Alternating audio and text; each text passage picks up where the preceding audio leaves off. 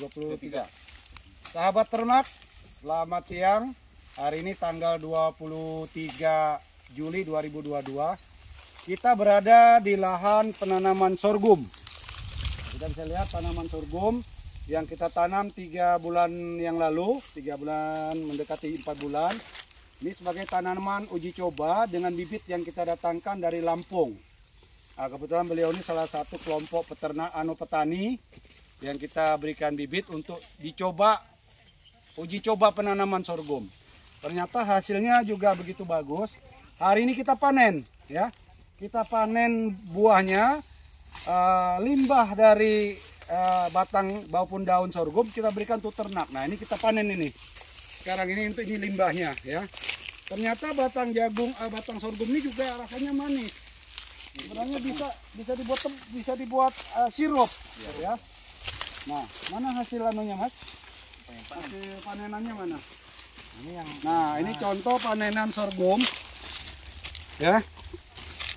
Nah, ternyata tumbuh dengan bagus, ya. Ini yang kita harapkan. Ini sebagai tanaman uji coba di Kalimantan Utara, tepatnya di Kabupaten Bulungan, di Desa Wonomulyo, ya. Nah, ini hasilnya sangat bagus sekali. Terima kasih Mas Kabul yang sudah mengadakan uji coba penanaman sorghum. Mirip jagung ya.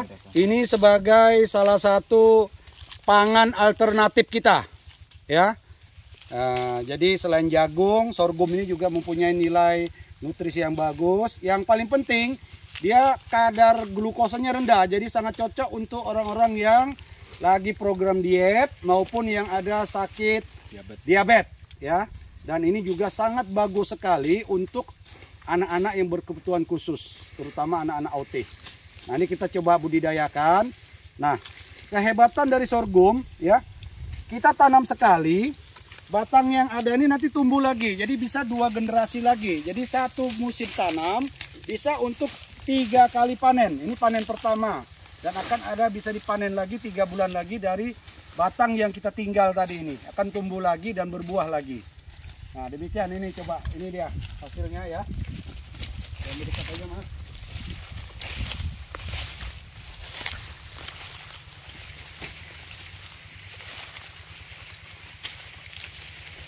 Dua kali tinggi orang ya. Hah? 2 kali lipat tinggi yang nanam. Ini hasilnya, ya. Ini akan kita panen, ya. Ini dia. Ini juga yang ini. Nah, ini batang, ya. Dan ini ternyata cocok juga di tempat kita. Berarti ini bisa kita budidayakan untuk jangka panjang sebagai pangan alternatif, ya. Dan ini baru-baru berapa tempat aja nih di sini sama di peternakan kita.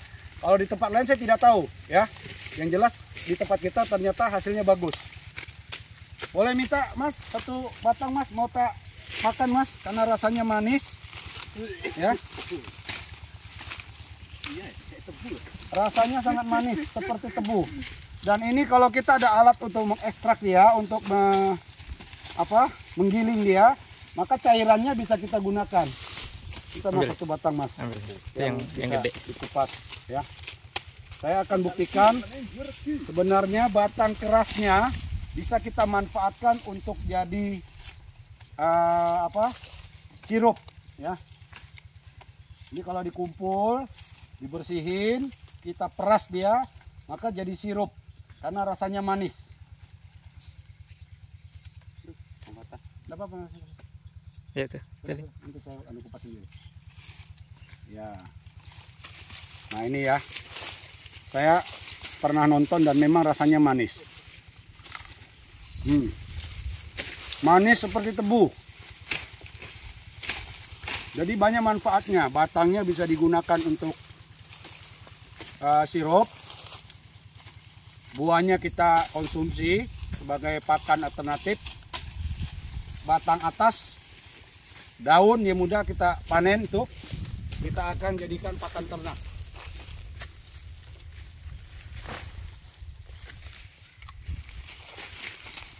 Mas Kabul, masa nanamnya berapa lama, Mas? 3 bulan. Seharusnya 3 bulan setengah sudah panen. Ini sudah lewat 3 bulan setengah ini. Ini sudah nanti tanggal 12 pas 4 bulan. Perlakuannya gimana, Mas? Tidak ada perlakuan yang istimewa sih. Cuma hanya kita lakukan pemupukan saja. Pemupukan ini saya lakukan pemupukan seharusnya 2 kali cukup. Cuma ini saya buat 3 kali pemupukan supaya hasil lebih optimal kan.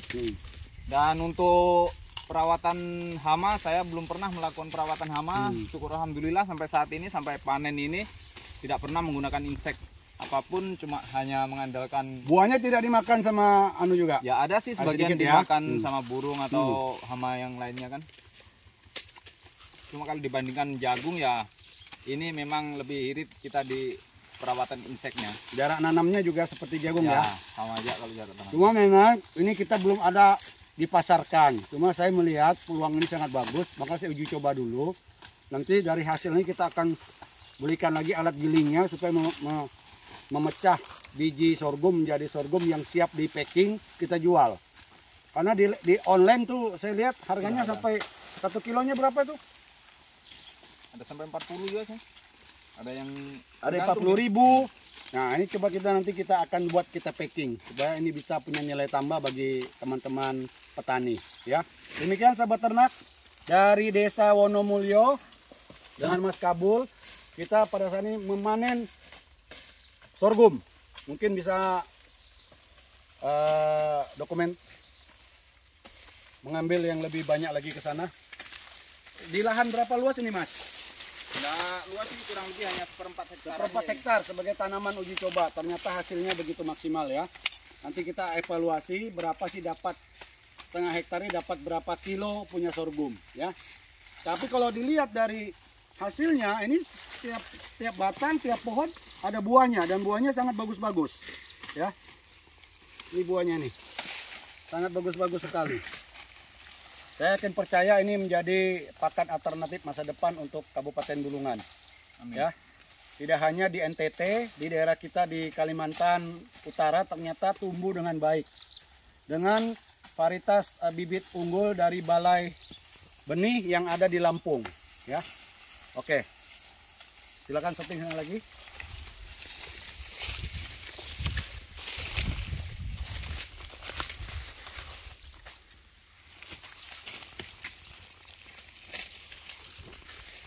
Batunya jangan kena apa. Nah ini sahabat ternak, limbah dari batang sorghum kita jadikan pakan ternak ya. Ini limbahnya akan kita muat mungkin 2 pickup. Hari ini nggak habis, disambung besok.